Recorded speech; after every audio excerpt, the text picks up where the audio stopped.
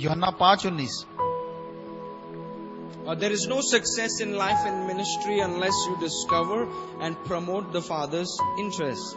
हमारे जीवन में और सेवकाई में सफलता उस वक्त तक नहीं है जब तक हम पिता की दिलचस्पियों को न जान ले और उसकी दिलचस्पियों को आगे न बढ़ाए। If you're a minister, don't imitate what other people are doing. Find out what the Father wants you to do specifically. यदि आप सेवक हो विशेष करके तो दूसरे लोगों की तरफ न देखें, उनकी दिलचस्पियां कायम है उसकी तरफ ध्यान न दें, पिता की दिलचस्पी को जाने और पिता की दिलचस्पी को आगे बढ़ाए, उसी में सफलता है। The Egyptians followed the Israelites in the Red Sea and they were drowned. मिस्रियों ने इस्राएलियों का पीछा किया लाल समुद्र में, लेकिन वे डूब मरे। So it's important for you to discover what the Father wants you to do specifically. और इसलिए आपके लिए महत्व का है कि इस बात का आविष्कार कर ले और जान ले कि पिता की दिलचस्पी कायम है और उसको भी उसी को सफलतापूर्वक पूर्ण करें। Like some people think, everybody is doing engineering, we'll also do engineering. उदाहरण के तौर पे हर एक व्यक्ति सोचता है कि प्रत्येक जन तो इंजीनियरिंग कर रहा है, हम भी इंजीनियरिंग करेंगे। Everybody is getting married, we'll also get married. सब लोग विवाह कर रहे हैं, हम भी विवाह कर लेंगे। So it seems like everybody is leading you instead of God. तो ऐसे दिखाई दे रहा है कि प्रत्येक जन की अगुवाई तुम कर रहे हो, प्रत्येक जन के पीछे चल रहे हो, परमेश्वर के पीछे नहीं चल रहे। Who's leading you? तुम्हारी अगुवाई कौन कर रहा है? My friend got married, I think I should get married now. अब मुझे ऐसा लगता है मेरे दोस्त का विवाह हो गया, अब मुझे भी विवाह कर लेना चाहिए। They started a church after Rhema. I think we'll also start a church after Rhema. रेमा से बाहर निकलने के बाद उन्होंने कलीसिया की स्थापना की। मुझे ऐसा लगता है कि मैं भी रेमा से निकला हूँ, मुझे भी स्थापना करना होगा Whom are कलीसिया। you following? आप किसके पीछे चल रहे हो? See, you had a subject, how to be led by the Holy Spirit. देखिए, एक विषय आपको सिखाया गया पवित्र आत्मा की अगुवाई में कैसे चला जाता है। So you don't want to do something because others are doing it. दूसरे लोग कर रहे हैं इसलिए मैं भी करूं, ऐसा नहीं होना चाहिए। You are not competition. You are not in competition with the person sitting next to you. आपके बाजू में जो व्यक्ति बैठा है उसके साथ आप स्पर्धा में नहीं हो। What is success in life? जीवन में सफलता क्या है? Some people think success is having a good phone. कुछ लोग को ऐसा लगता है सफलता ये है कि एक अच्छा फोन मुझको मिल They जाए। just have an iPhone. They think they are on the moon now. उनको आईफोन मिल जाता है तो उनको लगता है कि चंद्रमा पे पहुंच गए वे लोग। Some people think they live in a big house. That's success. उनको ऐसा लगता है कि मैं एक बड़े बंगले में रहने लग जाऊं तो बड़ी सफलता मुझको मिल गई है। Some people think if they have a government job, that's 2 times success. कुछ लोगों को ऐसा लगता है कि मुझको सरकारी नौकरी मिलती है, दुगनी सफलता हो गई है। What is success to you? Success, सफलता आपके लिए क्या है? Because see, we have to be careful because the world has its own definition of success. क्योंकि अब हमें सावध रहना होगा क्योंकि संसार के पास अपनी खुद की सफलता है, अपनी खुद की परिभाषा है सफलता के बारे में। The world shows successful people today in the eyes of God, all of them are failures.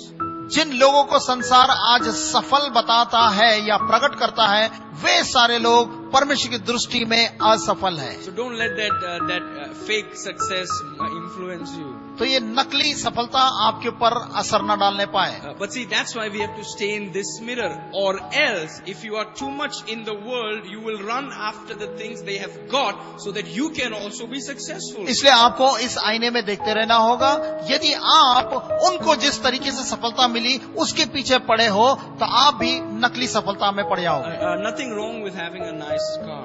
एक अच्छी मोटर गाड़ी आपको पास मिल जाए उसमें कुछ बुराई नहीं है। Nothing wrong with having multiple houses. अनेक घर रखे आप, 1, 2, 3, 4 घर रख ले, उसमें भी कोई बुराई नहीं But है, that's not success. परंतु ये सफलता नहीं है। Success सफलता is discovering what God wants you to do and doing it. That's true success. इस बात का आविष्कार कर लेना कि परमेश्वर क्या करवाना चाह रहा है मुझसे, उसको जानने के बाद उसको करना, यही सफलता है। Success is discovering what God wants you to do and doing it.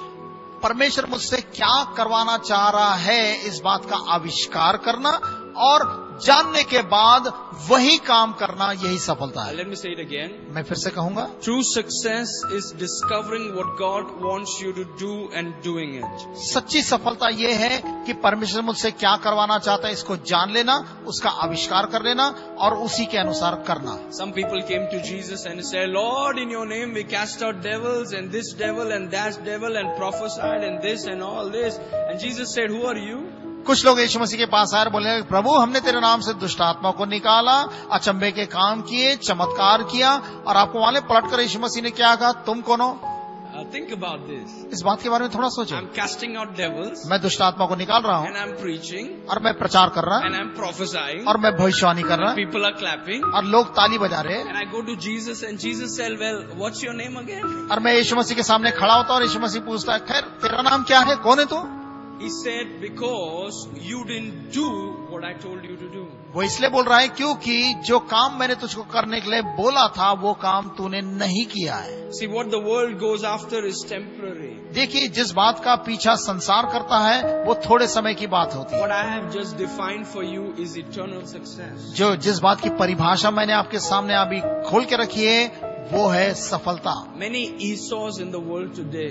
बहुत सारे ईसाऊ हैं आज संसार में। For something temporary, they will sacrifice eternal. कुछ चीजें जो थोड़े समय की हैं, उन चीजों के पीछा वो कर रहे हैं। But you know the best part, you can't distinguish between temporary and eternal without the wisdom of God. पर तो आपको मालूम है, परमेश्वर की बुद्धि के बिना असली और नकली, सही और आनंदकाली चीजों के बीच में आप पहचान नहीं कर And सकते। you can't have that wisdom without the word. और आपके पास वो बुद्धि वचन के बिना नहीं आ सकती है। You can't get into the word without the Holy Spirit. और पवित्र आत्मा के बगैर आप वचन में प्रवेश नहीं कर Now सकते। please write this down. कृपया इस बात को The लिखिए। source of revelation is the Holy Spirit. प्रकाशन का जरिया पवित्र आत्मा है।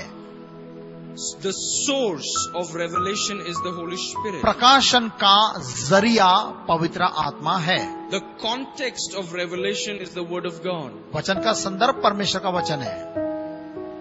The context of revelation is that means He will never reveal to you anything which is against His Word. प्रकाशन का संदर्भ परमेश्वर का वचन है। इसका मतलब है जो कुछ भी वचन में प्रकट नहीं है, परमेश्वर वो प्रकाशन आपको कभी नहीं देगा। Yeah, if you get a revelation that's not in the Word, that's not the Holy Spirit. That is some other spirit. उदाहरण के तौर पे यदि आपको कुछ प्रकाशन मिल रहा है लेकिन उस बात को आप वचन में नहीं देख पा रहे हो, तो वो पवित्र आत्मा की ओर से नहीं है, कोई और दूसरी प्रकार की आत्मा की ओर से। One person said, the Holy Spirit revealed to me Jesus used to make salt. Salt. हाँ, एक व्यक्ति ने कहा मुझसे कि यीशु, क्यों उसको प्रकाशन मिला कि यीशु ने नमक बनाया। Now we know Jesus said you are the salt of the earth. अब हम जानते हैं कि यीशु मसीह ने कहा कि तुम पृथ्वी के नमक हो, But He never was making, we know that He was a carpenter. परंतु यीशु मसीह नमक बैठा थोड़ी था नमक बनाते हुए। He was not selling salt. वो यीशु मसीह बड़ा ही था, वो नमक थोड़ी बेचता था। He was not selling salt. वो नमक बेचता नहीं था। No, but God told me He was selling salt. नहीं, लेकिन परमेश्वर ने मुझको बताया कि यीशु मसीह नमक बेचता है। That's not God.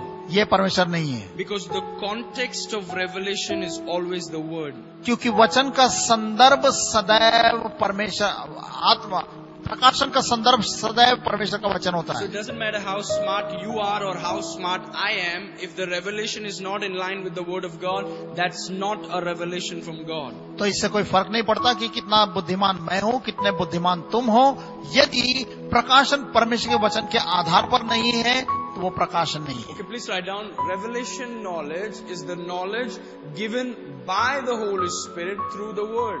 लिखिए, प्रकाशनीय ज्ञान वो ज्ञान होता है जो पवित्र आत्मा के द्वारा दिया जाता है वचन के आधार पर। Revelation knowledge is the knowledge given by the Holy Spirit through the word. प्रकाशनीय ज्ञान पवित्र आत्मा के द्वारा दिया जाता है वचन के ऊपर आधारित। Let me say it again. फिर से कहूंगा, Revelation knowledge is the knowledge given by the Holy Spirit through the word of God. प्रकाशनीय ज्ञान वो ज्ञान होता है जो पवित्र आत्मा के द्वारा दिया जाता है परमेश्वर के वचन के ऊपर आधारित। A person who is 7th fail एक व्यक्ति जो 7वीं कक्षा फेल है, never gave his 10th exams, उसने कभी भी 10वीं की परीक्षा नहीं दी है, but he's a believer, परंतु वो विश्वासी है, can speak in such a way that he can shame the wise things of the world. वो इस तरीके से बोल सकता है कि उसकी आवाज को सुनकर बुद्धिमान व्यक्ति भी लज्जित हो जाए। Hallelujah. Amen. आमीन। Because he doesn't care what your education is. क्योंकि उसको परवाह नहीं है कि तुम्हारी कितने पढ़े लिखे तुम The हो। Holy Spirit does not care what background you come from. पवित्र आत्मा इस बात की परवाह नहीं करता है कि तुम किस पृष्ठभूमि से आते हो, He doesn't care how many certificates you have. कितने सर्टिफिकेट तुम्हारे पास है कि नहीं, उसकी परवाह नहीं करता पवित्र आत्मा। Because availability is more important than degree. क्योंकि उपलब्धता डिग्री से बेहतर है, बड़ी है। Amen. आमीन। Availability is more important than talent. उपलब्धता गुणवत्ता से बड़ी है। Just being available.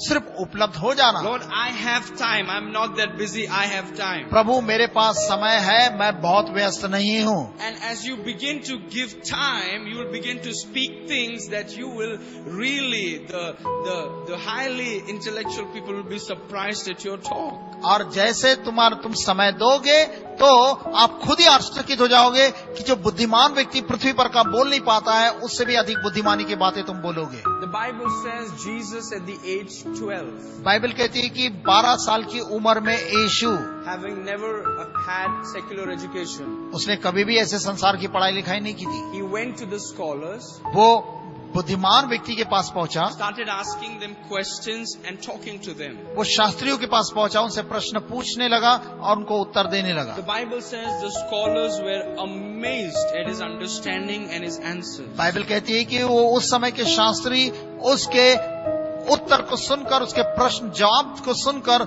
आश्चर्यचकित हुए। Age doesn't matter.